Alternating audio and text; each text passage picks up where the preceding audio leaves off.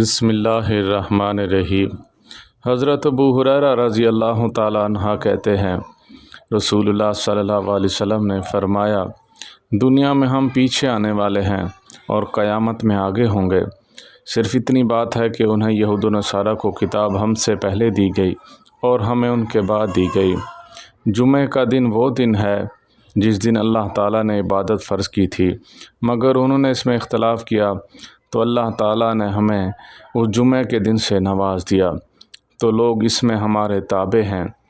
یہودوں کو ہفتے کا دن کی تعظیم کرتے ہیں اور انصاری پرسوں کی یعنی اتوار کی تعظیم کرتے ہیں۔ حضرت ابو ہریرہ رضی اللہ تعالیٰ عنہ سے مروی ہے، رسول اللہ صلی اللہ علیہ وسلم نے فرمایا، بہترین دن جس میں سورج نکلا جمعہ کا دن ہے۔ اسی دن آدم علیہ السلام پیدا کیے گئے، اسی دن انہیں جنت میں داخل کیا گیا اور اسی دن انہیں جنت سے نکالا جائے گا۔ اوس بن اوس رضی اللہ تعالیٰ عنہ کہتے ہیں، نبی کریم صلی اللہ علیہ وسلم نے فرمایا، تمہارے دنوں میں سب سے افضل بہترین دن جمعہ کا ہے۔ اسی دن آدم علیہ السلام پیدا ہوئے، اسی میں ان کی روح قبض کی گئی اور اسی دن سور پھونکا جائے گا اور اسی دن بے ہوشی طاری ہوگی۔ لہٰذا تم مجھ پر زیادہ سے زیادہ صلوات یعنی درود و سلام بھیجو، کیونکہ تمہاری صلوات مجھ پر پیش کی جائیں گی۔ لوگوں نے عرض کیا، رسول اللہ صلی اللہ علیہ وسلم، ہماری صلوات آپ پر کس طرح پیش کی جائیں گی حالانکہ آپ ریزہ ریزہ ہو چکے ہوں گے؟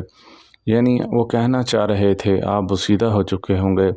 آپ صلی اللہ علیہ وسلم نے فرمایا، اللہ تعالیٰ نے زمین پر حرام کر دیا ہے کہ وہ انبیاء علیہ السلام کے جسم کو کھائے۔ حضرت ابو سعید خدری رضی اللہ تعالیٰ عنہ سے روایت ہے، رسول اللہ صلی اللہ علیہ وسلم نے فرمایا، جمعہ کے دن ہر بالغ شخص پر غسل کرنا واجب ہے، مسواک کرنا بھی اور خوشبو لگانا بھی جس پر وہ قادر ہو۔ اللہ تعالیٰ ہم سب کو عمل کرنے کی اور آگے پھیلانے کی توفیق عطا فرمائے۔ وآخر دعوانا ان الحمد للہ رب العالمین۔